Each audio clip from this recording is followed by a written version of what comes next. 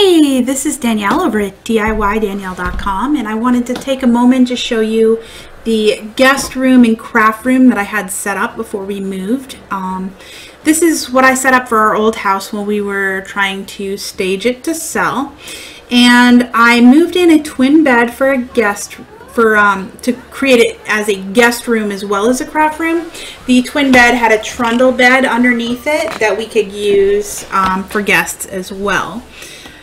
As you can see when we come in here, I have an older IKEA desk that I bought used, and that's what I kept all of my sewing machines on.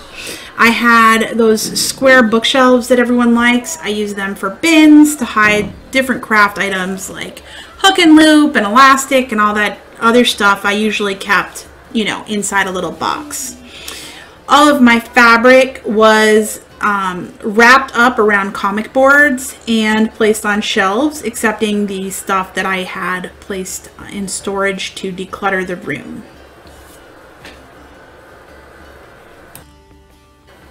If you can kind of take a look above the bed, you'll see I have a shelf up there. The shelf had space for storing different items in bins, and I could drop that white sheet you see to use as a backdrop for when I was photographing items.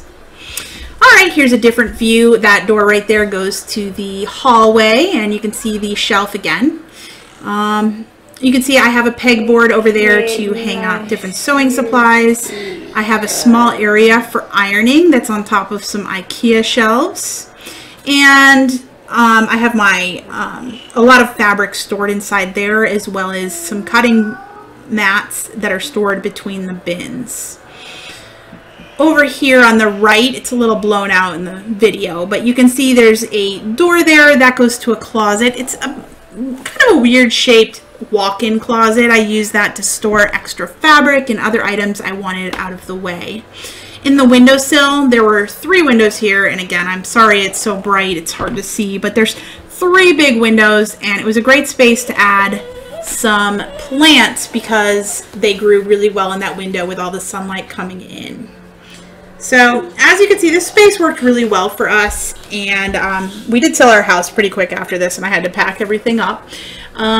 But it really helped that the room was large to begin with. It was very bright to begin with. It allowed me to make the room look open and still hold a lot of stuff and have a lot of storage, so we didn't have to sacrifice, you know, making the room look cluttered to have a guest room combined with a craft room.